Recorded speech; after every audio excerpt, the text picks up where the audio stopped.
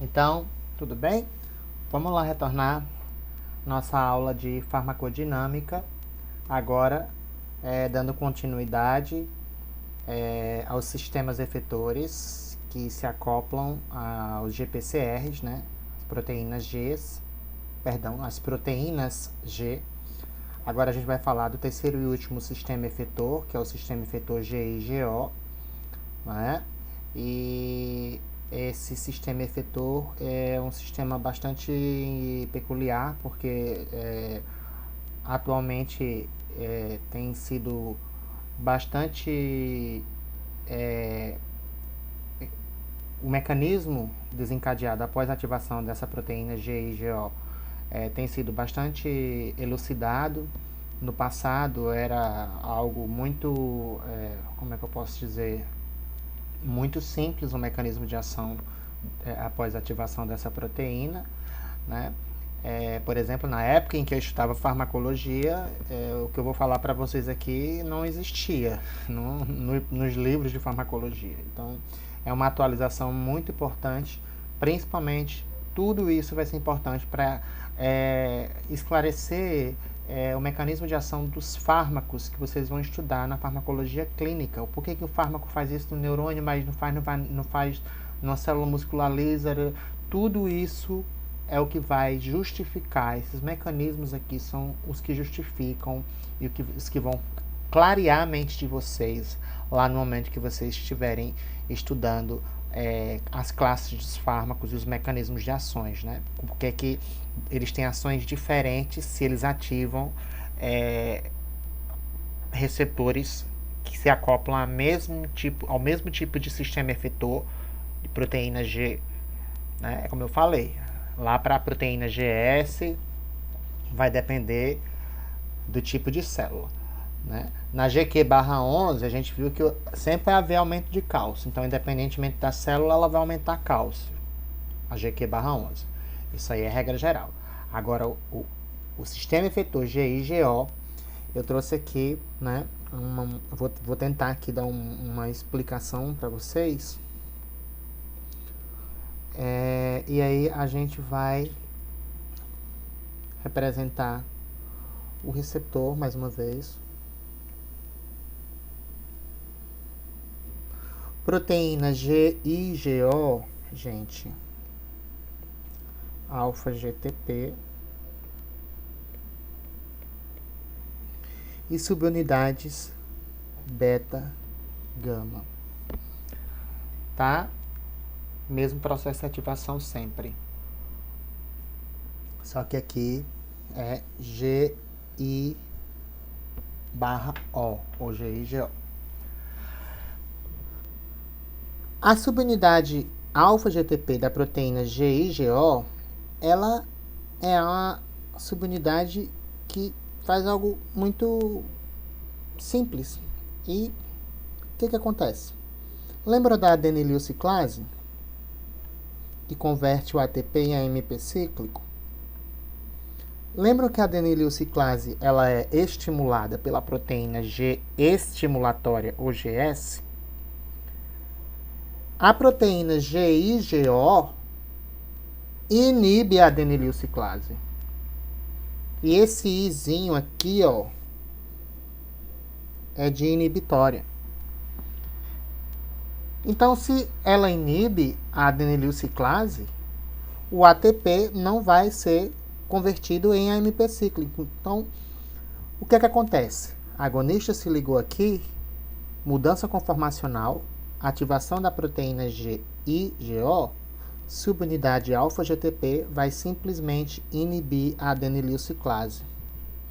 Então, os níveis de AMP cíclico vão reduzir. Regra geral: sempre que a proteína GIGO for ativada por um GPCR, os níveis de AMP cíclico reduzirão, porque essa proteína G vai inibir a adenililciclase. Só que até agora a gente vem falando só da subunidade alfa-GTP e deixando a beta e gama as duas beta e gama como se não existissem. Elas simplesmente se dissociam da alfa-GTP e não fazem nada, mas elas fazem sim, principalmente quando o receptor se acopla ao sistema GI-GO, ou seja, quando a proteína é GIO. Porque, gente, se ocorre redução do AMP cíclico, a gente já sabe que o que é que vai acontecer? A pKa não vai ser ativada. E aí a história acabou. Tá, mas só isso? Não. No sistema efetor GI-GO, eu até gosto de falar assim, quem manda no pedaço não é a subunidade alfa-GTP, como a gente vem vendo até a parte anterior, né? A última parte da aula que a gente, né, falou sobre. Quem manda no pedaço agora são as subunidades beta, gama. Gente, subunidade beta gama tem função sim, principalmente quando a proteína é a GI-GO. E aí ela pode fazer duas coisas principais. Ou ativar canais chamados de canais GIRC, ou ativar a fosfolipase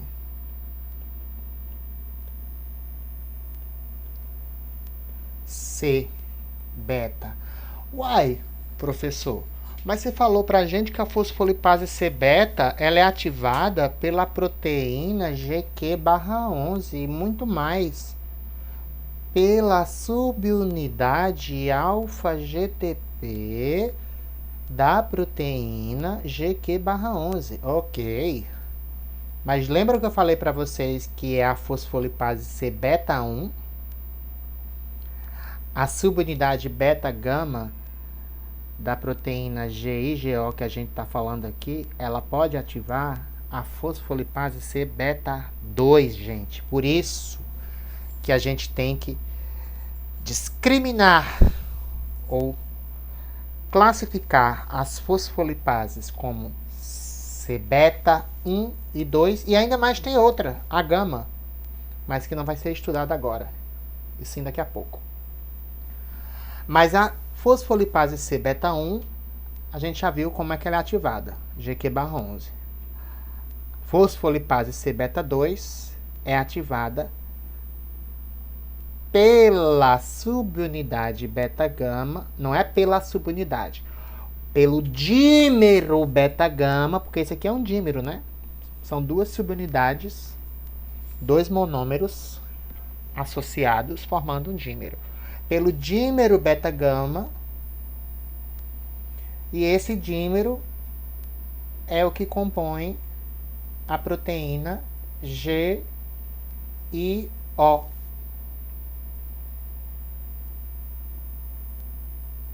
Enquanto que o dímero beta-gama da GQ/11 e o dímero beta-gama da G estimulatória, que a gente falou anteriormente, eles, na verdade, não que eles não tenham funções fisiológicas e biológicas e celulares, mas acontece que, no caso de proteína G estimulatória, GQ/11, o dímero beta-gama, eu não diria que ele manda no pedaço, como ele manda no pedaço aqui. O dímero beta-gama, para aquelas outras duas proteínas GS e GQ/11, ele auxilia as ações da subunidade alfa-GTP. Então é como se a alfa-GTP e beta-gama trabalhassem juntamente. Aqui não. Você tem a alfa-GTP trabalhando de um lado, reduzindo os níveis de AMP cíclico, impedindo a ativação da pKa, e dímero beta-gama trabalhando de uma maneira completamente diferente da subunidade alfa-GTP, ativando canais GIRC ou a fosfolipase C-beta 2. Alan, o que é GIRC? canal de potássio ativado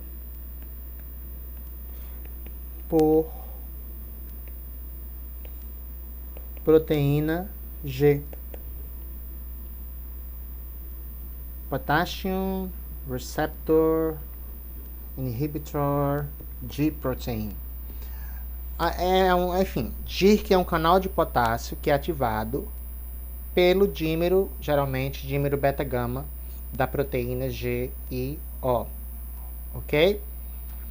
Mas ele vai ser ativado sempre junto com a fosfolipase C-beta-2 pelo beta-gama?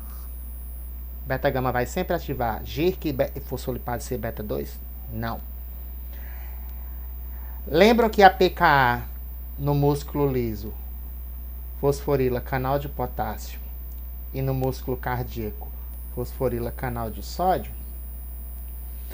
Então o dímero beta-gama também tem suas preferências, gente.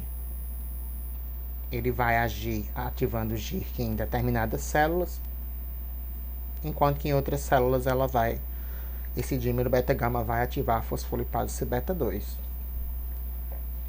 E aí, as subunidades beta-gama ativam canais GIRC somente, eu digo somente entre aspas, tá? Porque toda regra tem exceção, mas até o momento, regra geral, mas que pode existir exceção, que eu saiba, a subunidade ou o dímero beta-gama ativa esses canais GIRC somente em neurônios e em cardiomiócitos, ou seja, miócitos cardíacos. E a subunidade beta-gama, lembrando que essa subunidade é a beta-gama da proteína GIGO, tá, gente? Agora, todas as outras células que expressarem receptores acoplados a GIGO, se não forem neurônio ou cardiomiócito, a beta-gama vai ativar essa daqui, ó, fosfolipase C-beta-2. E aí eu trouxe um slide em branco para explicar para vocês o que é que, por exemplo, acontece no neurônio ou no cardiomiócito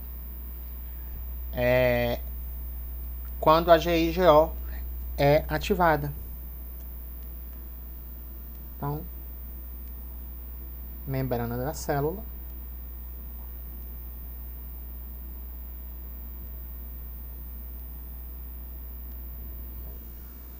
Um, dois, três, quatro, cinco, seis, sete, tá?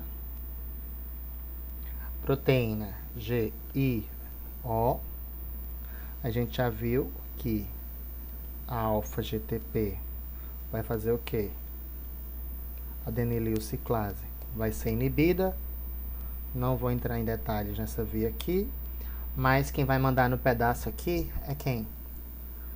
Subunidade beta-gama, ou na verdade subunidades beta-gama, o dímero beta-gama,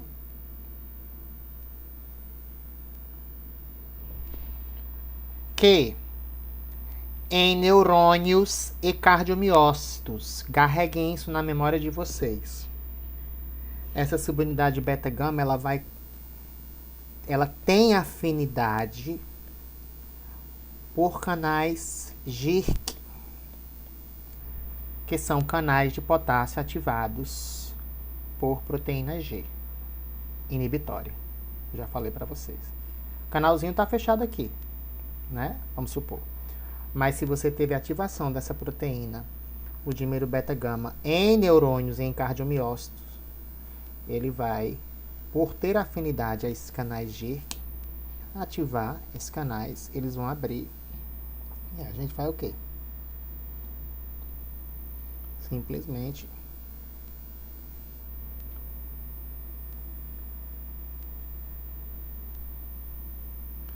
ter o quê? Potássio é mais concentrado dentro do que fora da célula. Então, beta-gama, como é que ela ativa a beta-gama, o canal de potássio? Aí já é um pouco obscuro. A forma pela qual a subunidade beta-gama ativa esses canais é complexa e ainda é um tanto quanto obscuro esse mecanismo, mas que ela consegue ativar, ela consegue. Como é que isso acontece? É que a gente não sabe. Por exemplo, a PKA, a PKC ativam canais por fosforilação, né? A gente define como. A beta-gama a gente não sabe muito bem como explicar isso. Mas enfim, o que importa é que a beta-gama em neurônios em cardiomiócitos ativam canais GIRC, potássio vai sair da célula, gente. E aí a gente vai ter o quê? Saída de carga positiva, essa célula vai o quê?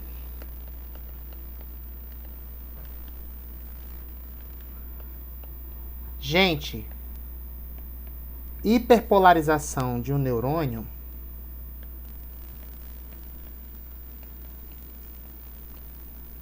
inibe esse neurônio e também inibe,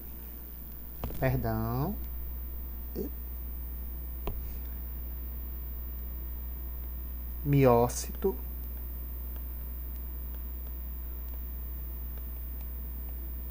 cardíaco. Então, no neurônio, o que é que o neurônio geralmente faz? Principalmente o neurônio que faz sinapse química, libera neurotransmissor. Para isso, ele precisa de cálcio, que entre cálcio. Só que o cálcio só vai entrar se ele despolarizar e atingir o potencial de ação.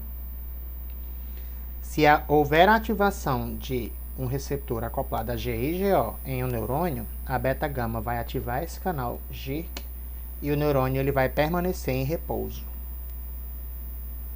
porque o neurônio vai ficar hiperpolarizado. E no cardiomiócito, o miócito cardíaco, célula lá do coração, relaxamento. Receptores acoplados a GI/GO em cardiomiócitos, a beta-gama também vai ativar canal GIRC e isso vai fazer o quê? Vai fazer com que o cardiomiócito relaxe, porque o cardiomiócito, bem parecido com o neurônio, depende da entrada de sódio para despolarizar, depois da entrada de cálcio para contrair. Só que se não entra sódio e ao invés disso sai potássio, devido à ativação desse canal aqui, o miócito cardíaco ou cardiomiócito vai relaxar. Então, beta-gama em neurônio inibe o neurônio e no cardiomiócito promove relaxamento. Beta-gama de GI/GO em neurônio e cardiomiócito, ativação de canais GIRC. E em demais células? Gente, em demais células eu nem vou precisar explicar muita coisa. É GI/GO. Nem vou desenhar a alfa-GTP.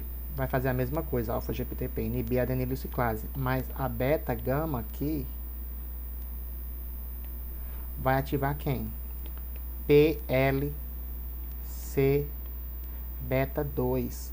Gente, a fosfolipase C-beta, que seja 1 ou 2, fazem a mesma coisa. Convertem aquele fosfolipídio de membrana, que é o P2, em IP3 e DAG. Então, no final de tudo, a gente vai ter o quê? Aumento do cálcio. Então, vamos lá, regra geral, pelo menos até hoje, pode ser que amanhã isso tudo mude, se a ciência provar o contrário do que eu estou dizendo, mas se o receptor GPCR for acoplado a GI/GO e ativado no cardiomiócito ou no neurônio, subunidade beta-gama ativa canal GIRC, que é um canal de potássio, saída de potássio hiperpolariza neurônio, membrana do neurônio, membrana de cardiomiócito, inibição neuronal, relaxamento do músculo cardíaco. Enquanto que nas demais células a subunidade beta-gama da proteína GIO ativa uma enzima chamada de fosfolipase C-beta, agora só que é a fosfolipase C-beta 2, que faz a mesma coisa da beta 1. Converte o PIP2 em IP3 e DAG e aumenta o cálcio por todo aquele mecanismo que vocês viram naquele esquema anterior, tá? E aumento do cálcio, dependendo da célula, pode gerar um montão de coisas que a gente já sabe, né? Muito importante isso daqui, ó. Dessensibilização e internalização de receptores, tá? Quando receptores acoplados à proteína G. Isso aqui é muito bem descrito para receptores, para GPCR, para GPCRs, porque esses são os receptores, como a gente já falou, que são geralmente os receptores para a maioria dos fármacos e medicamentos, né? E também porque eles são os mais bem estudados, mais bem descritos. O que quer dizer dessensibilizar? Dessensibilizar quer dizer que o receptor ele não é sensível, ele deixa de ser sensível ao hormônio ou ao fármaco. Então, no momento em que nós tomamos um fármaco de forma prolongada, e isso acontece muito, por exemplo, em fármacos que a gente utiliza para o tratamento de, como é que se diz, condições clínicas que afetam o sistema nervoso central. A gente faz uso, por exemplo, durante 1 mês, 2 meses, aí a gente começa a perceber que aquela dose que a gente tomou no início não está mais causando o mesmo efeito, aí a gente precisa aumentar a dose. E aí esse aumento da dose vai, se a gente não tiver cuidado, não for monitorando isso junto com o auxílio de um profissional, né, da área de saúde, um médico, de preferência especialista na área, pode gerar o quê? Uma tolerância e o paciente pode se tornar dependente. Geralmente isso pode ser explicado, né, por esse processo de dessensibilização e internalização desses receptores. Então, por exemplo, você tem aqui, ó, um agonista que está ativando esse receptor através de um estímulo prolongado. E aí, se você está estimulando prolongadamente esse receptor, o que é que vai acontecer? Existem proteínas que são chamadas de proteínas GRK. Essas proteínas são sinases que fosforilam esse receptor. Então, essa GRK, ela vem para cá, ó, e fazem isso, ó. Olha a GRK laranjinha aqui, ó. Quando você tem ativação frequente ou persistente do receptor GPCR, a GRK é ativada como mecanismo de proteção da célula. A célula está sentindo, o receptor está sendo muito ativado e persistentemente ativado, então vamos dessensibilizá-lo para que essa resposta seja atenuada, né? E aí a GRK é estimulada a fosforilar o receptor. E aí, se a gente observar, essa fosforilação que a GRK faz é justamente no domínio efetor do receptor. E isso impede que o domínio efetor consiga ativar a proteína G. Esse processo no qual a GRK, ela faz o quê? Ela, como é que se diz? Fosforila o receptor e o agonista, mesmo se ligando aqui, não consegue ativar o receptor e, consequentemente, não consegue ativar a proteína G, a gente chama de dessensibilização. O receptor ele deixa de ser, como é que se diz, ser sensível ao hormônio ou ao fármaco, ao agonista. Então, a dessensibilização do receptor é um processo que dá início ao que a gente conhece como tolerância. Não é ainda o processo de tolerância ao medicamento, ao fármaco, mas é uma forma de controle da ação exacerbada por ativação prolongada, estímulo prolongado desse receptor. Só que acontece o seguinte, a célula ela não expressa só esse receptor, não. Ela expressa centenas ou milhares de receptores acoplados à proteína G. E se você continuar tomando o fármaco, você tem, vamos supor, 100 receptores na membrana, mas só tem 10 GRK. 10 GRK dessensibilizam 10 receptores, mas você ainda tem 90 receptores livres que conseguem ser ativados. E você continua tomando fármaco. Se você continua tomando fármaco, a resposta que o fármaco está ou promove continua sendo observada e desencadeada. E a célula fala assim para ela mesma, né? Poxa, a gente não está conseguindo, só pelo processo de dessensibilização com a GRK, inibir esse mecanismo de ação do receptor e nem o efeito que ele está promovendo. Então acontece que se a dessensibilização não é suficiente para diminuir o estímulo do receptor, agora uma proteína chamada de arrestina é recrutada. E aí junto com a GRK, essa arrestina ela se acopla ao receptor, que ainda está fosforilado, e ela é chamada de arrestina simplesmente porque ela arrasta o receptor para dentro da célula. Ela endocita o receptor. Inclusive, até mesmo o fármaco, que é o agonista. Então, o receptor ele é internalizado em vesículas. Então, a quantidade de receptor expressa na membrana diminui. Você, com o passar do tempo, continuar tomando fármaco, a GRK não consegue, só por dessensibilização, diminuir a resposta, a arrestina vai tentar auxiliar a GRK. Então, a arrestina endocita, internaliza o receptor. E se você não parar de tomar o fármaco, porque as arrestinas, ou a arrestina, ela não vai endocitar todos os receptores, não. Alguns ainda serão expressos na membrana. E se você continuar tomando o fármaco, a arrestina ela vai fazer uma coisa muito ruim, que a gente vai falar daqui a pouco.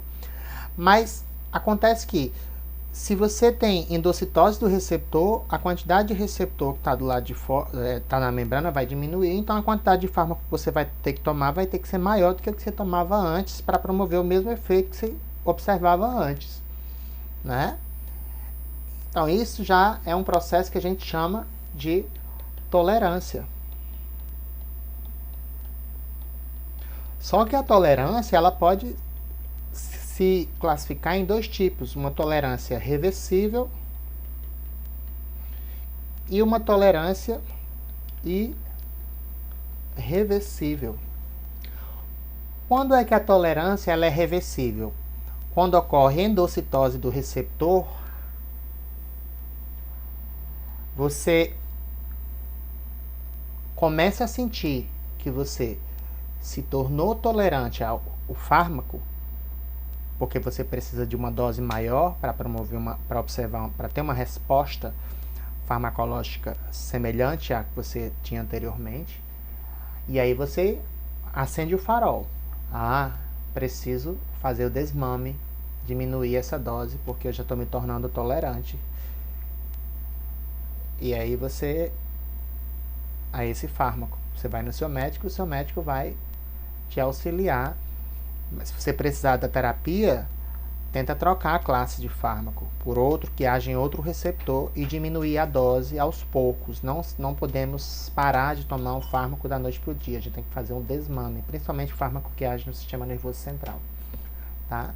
E aí esse desmame, se for feito da maneira corretinha, dentro ou quando, por exemplo, a gente percebe que estamos nos tornando tolerantes ao fármaco, a célula reconhece que a dose está sendo diminuída, a ativação do receptor e daquela via de sinalização e o efeito também vão ser atenuados, e a célula reconhece isso. Então, o receptor que foi internalizado, ele é o quê? Reciclado depois de um tempo. Ele é reciclado, ele é reinserido na membrana, e com o passar do tempo, essa tolerância ela é revertida, porque o receptor ele vai ser expresso novamente na membrana. Só que o que acontece é que, na maioria das vezes, isso é, como é que se diz, irreversível. Por quê? Porque a gente sente que está tolerante, continua tomando o fármaco, o medicamento, né? E isso faz com que a célula pense o seguinte: estou dessensibilizando com a GRK, estou internalizando com a restina, e a resposta não diminuiu, eu não vou botar esse receptor na membrana de novo, não. Eu vou destruir esse receptor. Porque se eu jogar ele lá de novo, a resposta vai continuar. E aí o que acontece? Simplesmente esse receptor, ao invés de ser reciclado, ele vai para uma via de degradação lisossômica. Quando ele é degradado, ele irreversivelmente não consegue mais ser expresso na membrana. E aí você desenvolve uma tolerância irreversível. E essa tolerância irreversível, dependendo de onde ocorra, se for no sistema nervoso central, pode evoluir para uma dependência, né? Geralmente uma dependência química, que pode evoluir para dependência psicológica e tararã, tararã, tararã. Tá, gente? Esse slide era para representar isso. E para vocês entenderem esse mecanismo de dessensibilização e internalização de GPCRs, processo de dessensibilização que precede a tolerância reversível e irreversível. Tolerância reversível também é chamada de tolerância aguda, e tolerância irreversível também é denominada como tolerância crônica. Tá? Próximos receptores. Próxima classe, receptores catalíticos. Principais, deixei aqui, destacado de vermelho. Receptores tirosina sinase.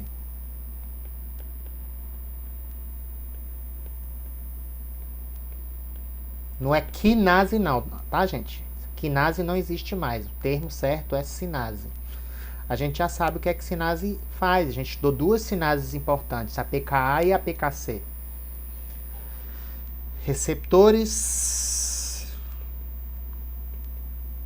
tirosina sinase são receptores catalíticos. E são os principais receptores catalíticos. E são receptores de membrana. Mas também existem outros dois tipos de receptores catalíticos, como os guanililciclase transmembranares e os receptores de citocina, que a gente não vai entrar em detalhes devido tanto ao tempo, quanto também a questão da relevância, né? Esse aqui tem uma relevância clínica maior, né?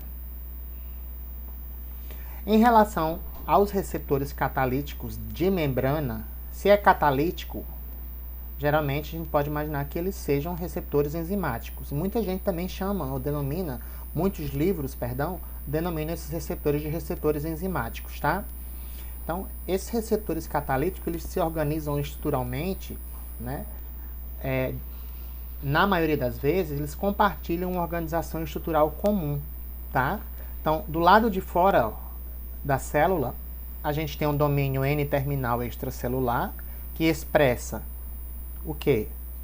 O sítio de ligação para o ligante, já que é um receptor, ele tem que ter um sítio de ligação. Nós temos o domínio transmembranar, geralmente é um domínio estrutural, também envolvido na mudança conformacional para ativação do receptor. E o domínio C-terminal intracelular com atividade sinase de tirosina. que é sinase de tirosina? Sinase fosforila, né? Então, se é uma sinase de tirosina, essa sinase vai fosforilar aminoácidos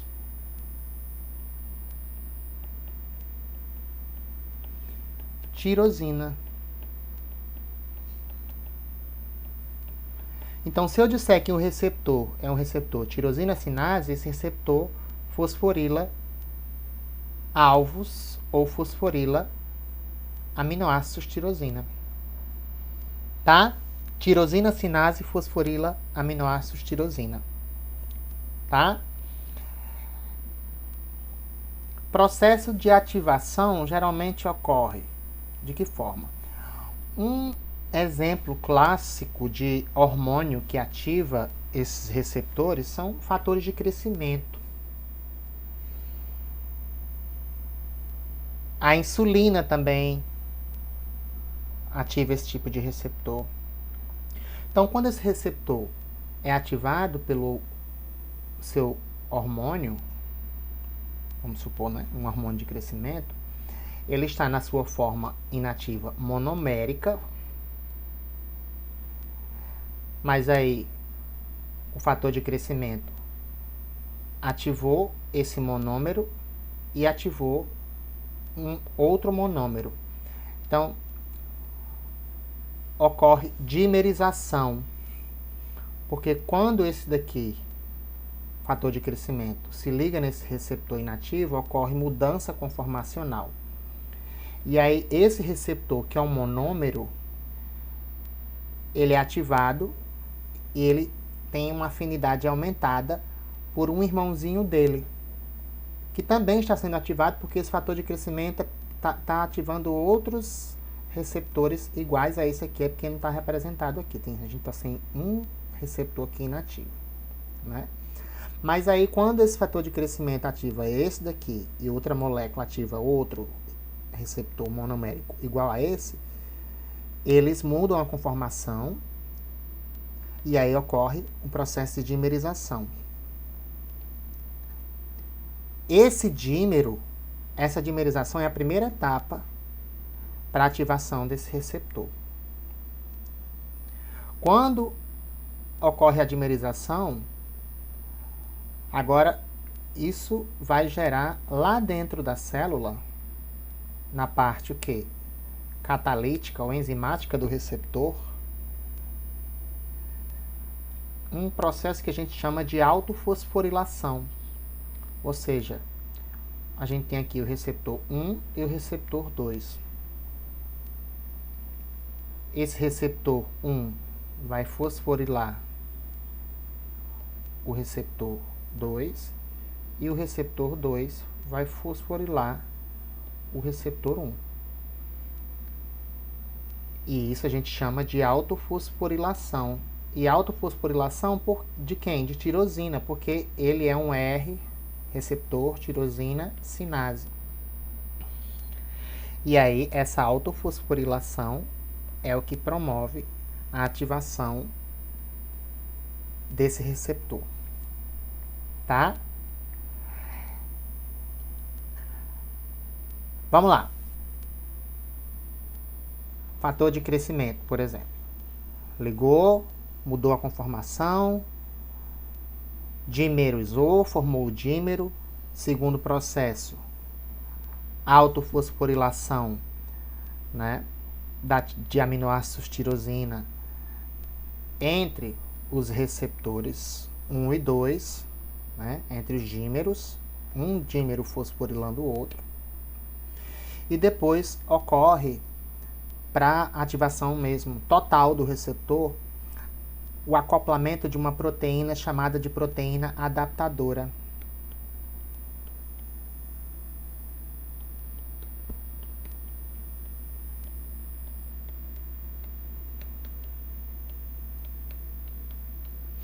Que é muito conhecida para a maioria dos casos como GRB2. Então, autofosforilou depois da dimerização, a GRB2 agora consegue se acoplar no receptor. E aí a GRB2, ao se acoplar nesse receptor dimérico ativado já, ela ativa o quê? Essa proteína Ras, que é uma proteína que utiliza como substrato o GTP, nucleotídeo de guanina, convertendo em GDP, para ativar uma via de sinalização de sinases intracelulares, que podem ser de diferentes tipos. Mas deixa só eu limpar isso aqui rapidinho para a gente entender. Quando ocorre a autofosforilação intracelular, ó, aqui dentro do dímero,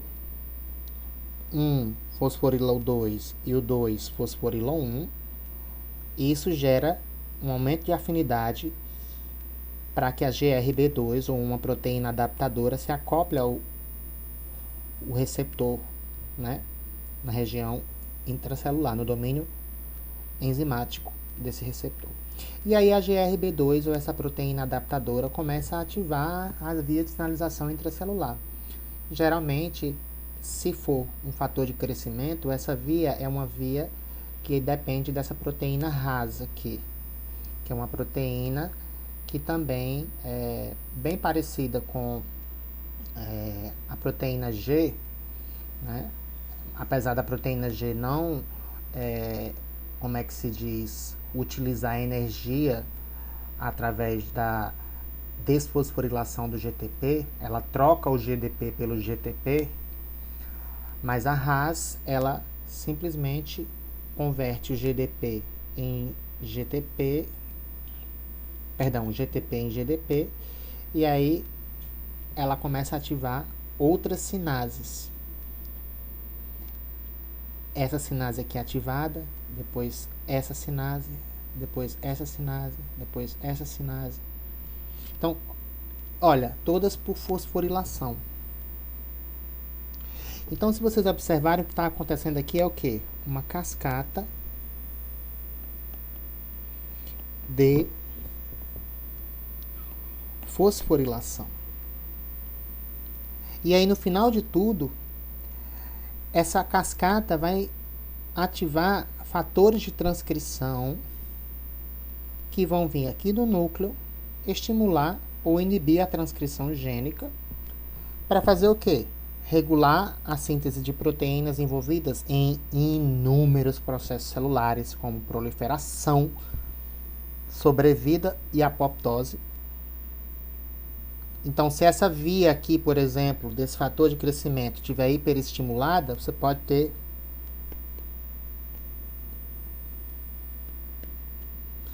porque você vai ter aumento da proliferação, aumento da sobrevida, inclusive você pode ter resistência à apoptose. Mas você também tem regulação de processos metabólicos, a exemplo, o receptor da insulina, gente.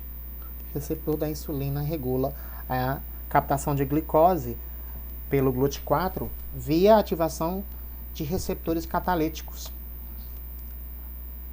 Com esse mecanismo aqui de ativação, tá? Então, o mecanismo de ativação, eu trouxe esse slide aqui em branco para explicar, mas eu acho que ficou bem esclarecido para vocês, né?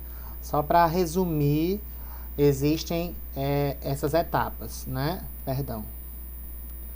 A primeira coisa, ligação do ligante, do agonista, mudança conformacional, dimerização, autofosforilação de 1 e 2, ou 2 e 1, acoplamento de uma proteína adaptadora, ativação de uma cascata de fosforilação, que a gente viu aqui, tchan, tchan, tchan, tchan, até que a transcrição gênica seja estimulada.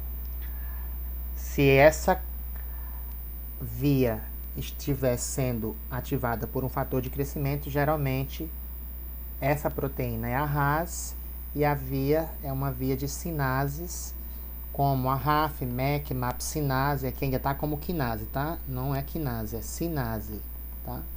Mas tudo isso vai, na maioria das vezes, estimular ou regular, para mais ou para menos, a transcrição gênica, regulando esses processos aqui, tá? E aí, gente, olha só, essa figura aqui, ela representa a mesma coisa que eu fiz anteriormente, mostrei com a figura do Hangdale, mas essa figura aqui é do Goodman, 13ª edição. Ó, receptor sem ligante.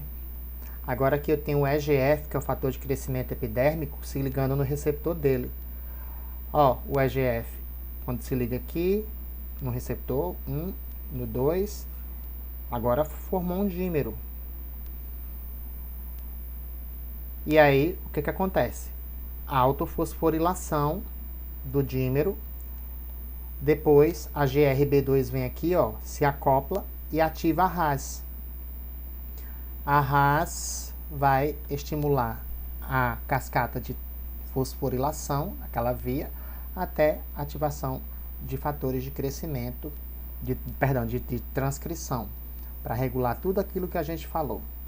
Existem muitos fármacos que agem nessas vias, por exemplo, né, anticorpos monoclonais, que podem bloquear esses receptores, como exemplo, os inibidores do receptor, do fator de crescimento epidérmico, como o cetuximab, o trastuzumab, se ligam bloqueando, antagonizando o receptor lá no sítio de ligação extracelular.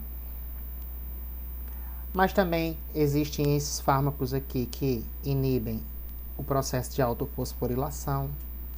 Existem inibidores da RAS, existe inibidor da RAF, inibidor da MEP, imatinib, desatinib, que inibe essa proteína que pode estimular a RAS. Enfim, esses fármacos aqui são simplesmente fármacos úteis em tratamento de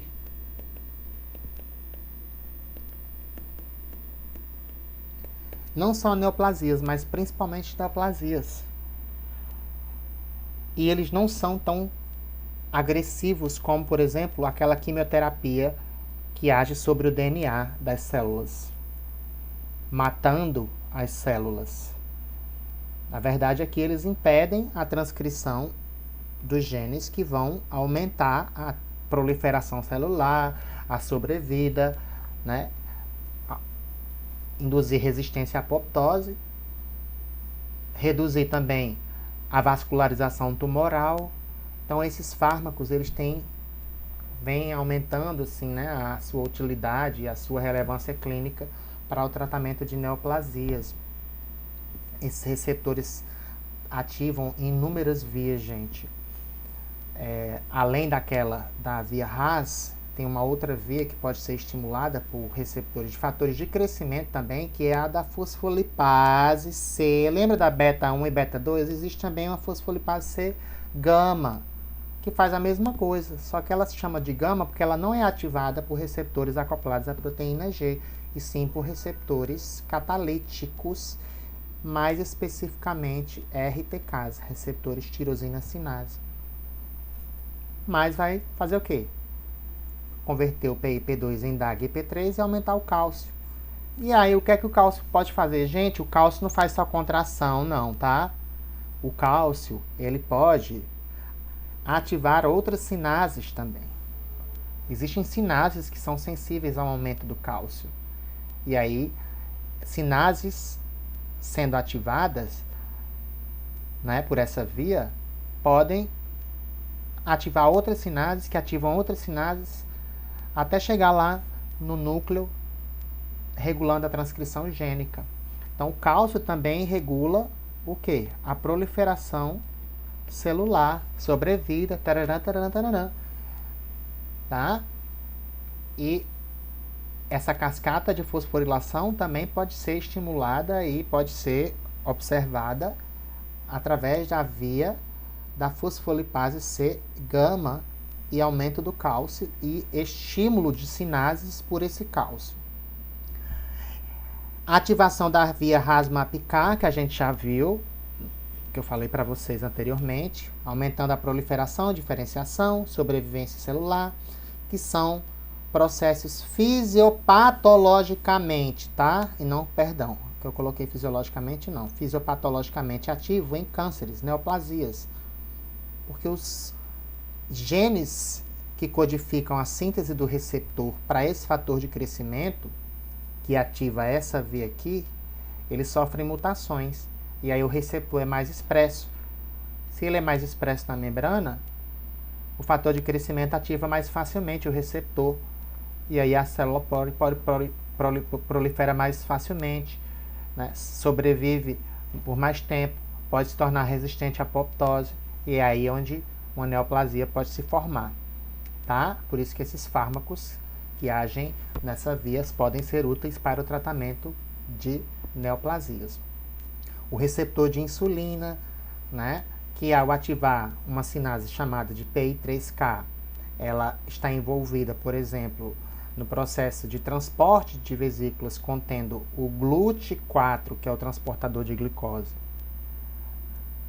que passa a ser expresso na membrana da célula-alvo da insulina, e aí a glicose ela vai entrar na célula e vai ser captada. O receptor da insulina é um receptor RTK.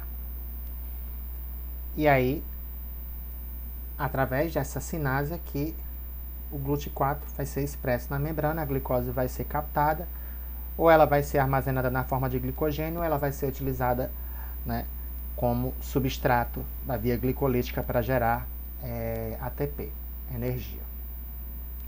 E a gente tem também os receptores intracelulares, que podem ser tanto citosólicos quanto nucleares.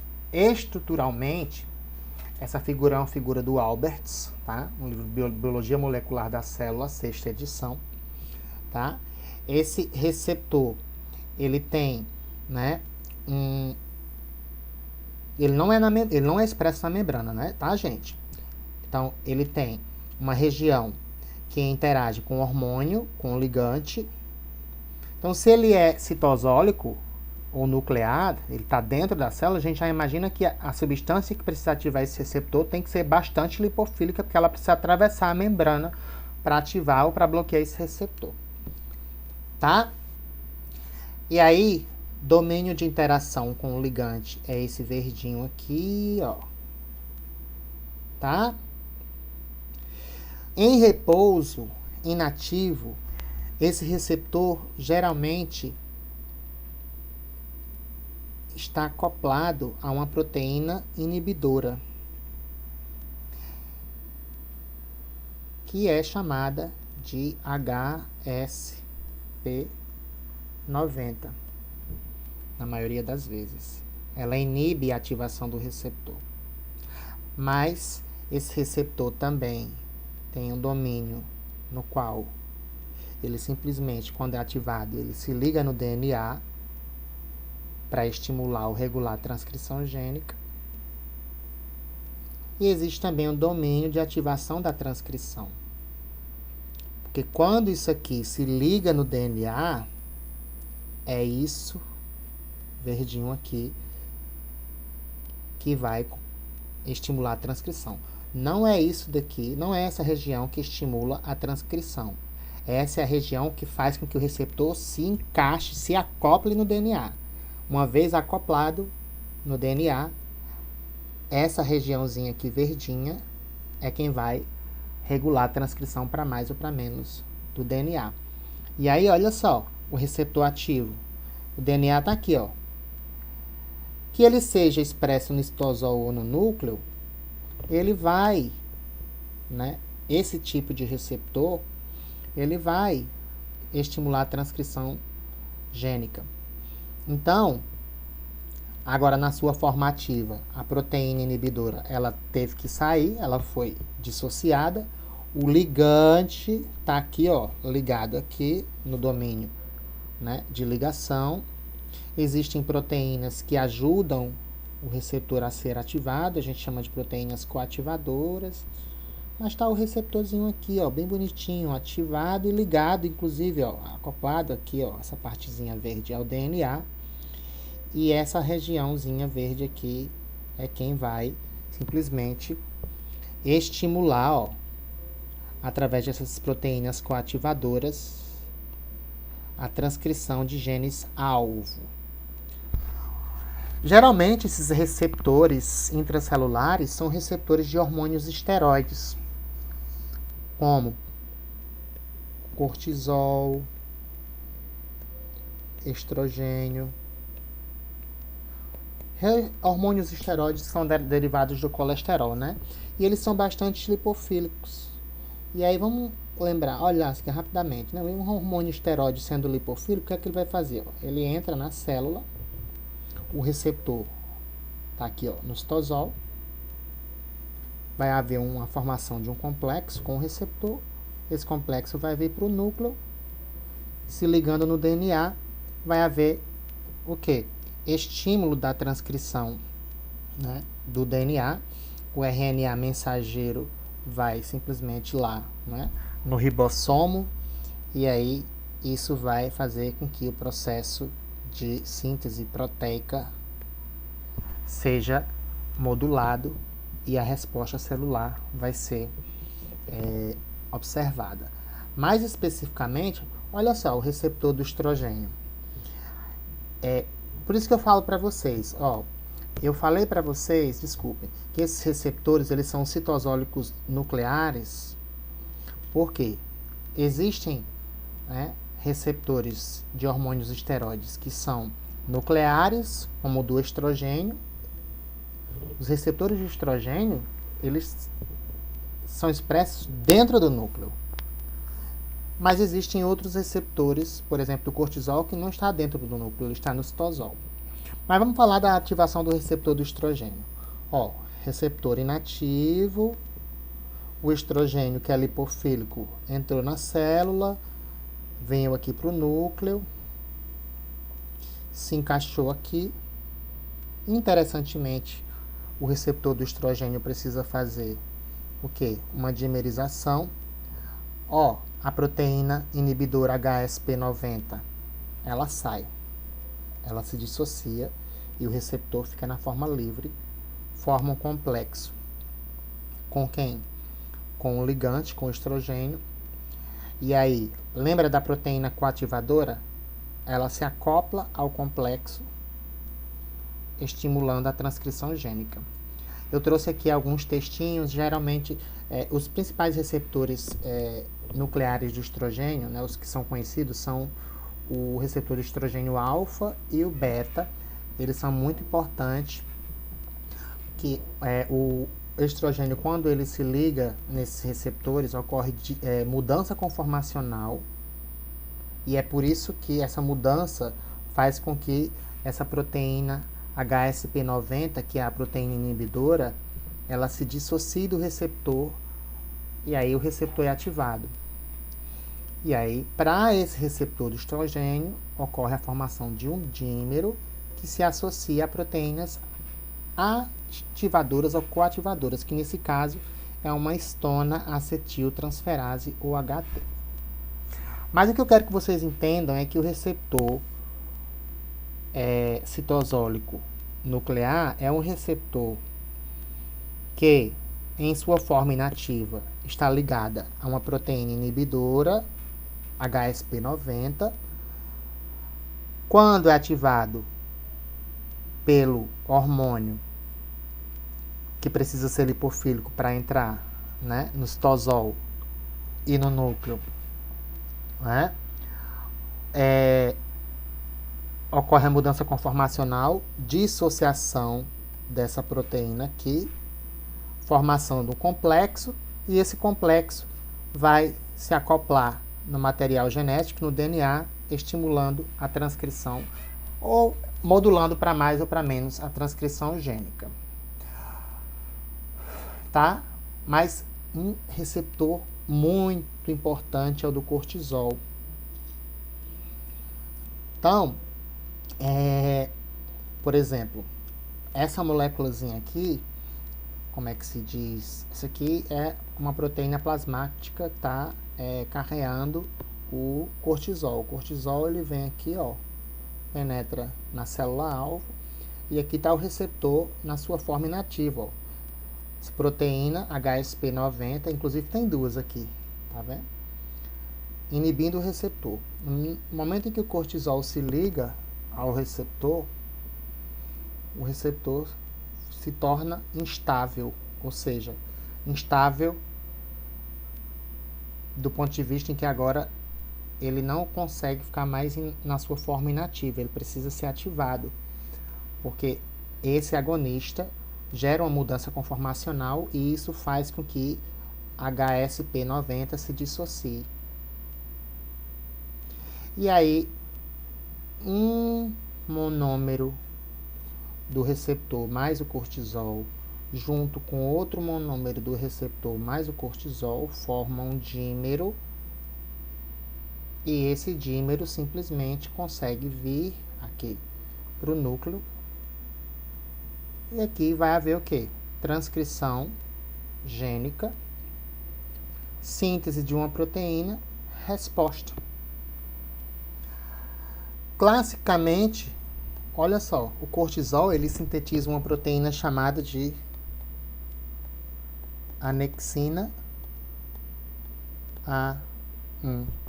Sabe o que essa proteína é? Anti-inflamatória. Por isso que quando a gente produz cortisol, o que acontece? Cortisol é o principal hormônio esteroide, lógico, o principal hormônio lipofílico anti-inflamatório.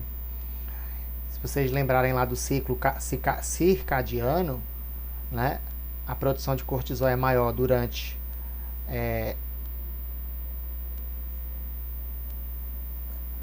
o dia, né, e à noite a produção de cortisol reduz. E aí a gente pode até imaginar agora porque quando a gente está resfriado, a crise, né, de como é que se diz? As crises, né, de broncoconstricção, né, de obstrução nasal, de tosse, elas se exacerbam à noite quando a gente sofre uma pancada e um corte, uma ferida. Por que a ferida ela tende a doer mais à noite do que durante o dia? Porque durante a noite a gente tem menos cortisol sendo produzido. E o cortisol, ele é um hormônio anti-inflamatório. E aí, se à noite ele está sendo menos produzido, a inflamação vai se exacerbar. E aí, por isso que à noite a gente tem a inflamação exacerbada quando a gente tem doenças relacionadas a processos inflamatórios. E aí, durante o dia, esses processos eles, né, são amenizados porque a produção de cortisol é aumentada de acordo com o que a gente aprendeu lá na fisiologia sobre o ciclo circadiano. E agora a gente faz um resumo dos principais receptores fisiológicos, falando dos que a gente estudou primeiro, os receptores ionotrópicos, né?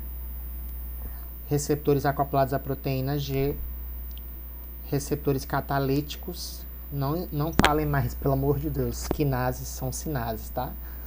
E os receptores citosólicos nucleares.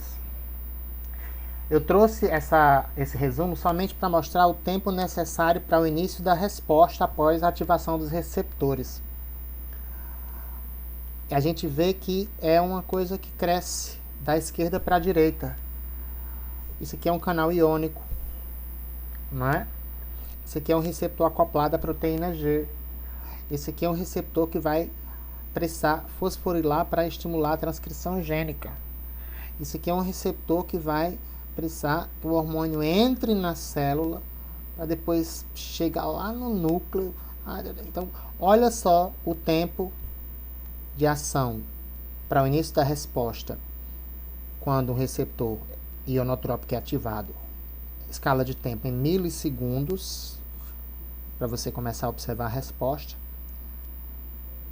acoplados à proteína G após segundos de ativação, receptores catalíticos, tirosina sinase, horas após, receptores hormonais, né, de hormônios esteroides citosólicos nucleares, também horas após. Isso por conta da necessidade desses dois tipos de receptores aqui promoverem seus efeitos necessariamente ou em grande parte devido à transcrição gênica. E aí um processo é mais demorado, tá? Gente, espero que vocês tenham gostado da aula. Eu sei que foi muito complexa, muito demorada, realmente, mas é uma aula muito importante, muito. Se vocês puderem, eu fiz o máximo possível para atualizar essa aula da melhor maneira possível para vocês. Esse é um presente meu para vocês, eu fiz com todo carinho para vocês. Meus alunos de qualquer curso, de qualquer período, enfim, para todas as pessoas que tiverem interesse de entender esses processos, né, todos que a gente estudou nessa aula complexa, dividida em 3 partes enormes, mas que eu espero que com calma vocês consigam entender. E, gente, lembrem-se, sempre que precisarem, podem me procurar, entrem em contato deixando suas mensagens, que seja no meu canal, e os meus alunos podem entrar em contato comigo pelos canais da faculdade, tá? Mais uma vez falando, sugestões, críticas, né? Sempre são bem-vindas, tá, gente? Espero que vocês tenham gostado e espero que vocês tenham conseguido